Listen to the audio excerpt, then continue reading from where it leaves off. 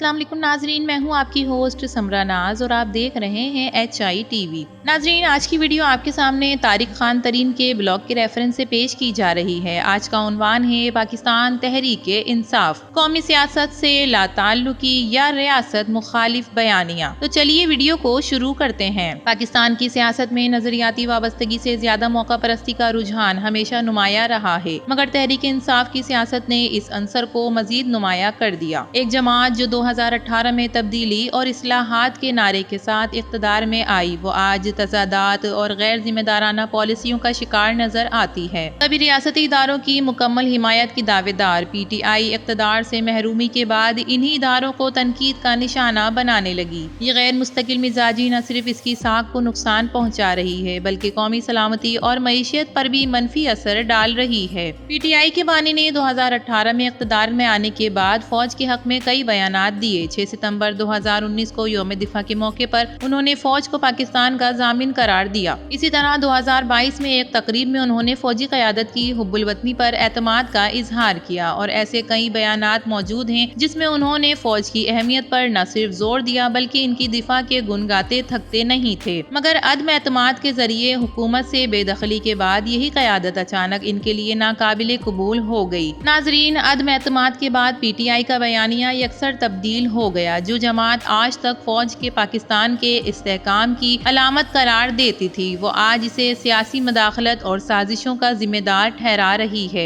9 मई 2023 के वाकयात इस तब्दीली का सबसे बड़ा सबूत हैं। उस वक्त पार्टी के कारकुनान ने रियासती इमलाक और फौजी तनसीबात पर हमले किए। ये वही जमात है जो सबसे पहले सियासी इस्तेहकाम की बात करती थी, मगर इक़्तिदार छिन जाने के बाद अफरा तफरी को फरोग देने की राह पर गामजन हो गई है। बैनुल अक़वामी सतह पर भी PTI के तजादात खुलकर सामने आए। 2022 में बतौर वजीर आजम बानी PTI ने IMF से मुआहदा किया, लेकिन इक़्तिदार खत्म होने के बाद उन्होंने इस मुआहदे को नुकसान पहुँचाने की कोशिश की। न सिर्फ नुकसान पहुँचाने की कोशिश की बल्कि आलमी मालियाती इदारों को रियासत के खिलाफ खतूत भी लिखे। इससे पाकिस्तान की मईशत मजीद मुश्किलात का शिकार हो गई। अक़वाम मुत्तहिदा जैसे इदारों को भी पाकिस्तान के अंदरूनी मामलात में मदाखलत की दावत दी गई, जो किसी भी कौम जमात के शायाने शान नहीं। नाजरीन, PTI ने अवामी सियासत के बजाय आलमी रहनुमाओं से मदद मांगने की पॉलिसी इख्तियार की, जिसकी मिसाल अमरीकी कांग्रेस में इसके हक में पेशगोई की गई करारदाद से मिलती है। ये वही अमेरिका था जिस पर पार्टी के बानी ने अपनी हुकूमत गिराने का इल्जाम लगाया था, मगर वक्त के साथ ही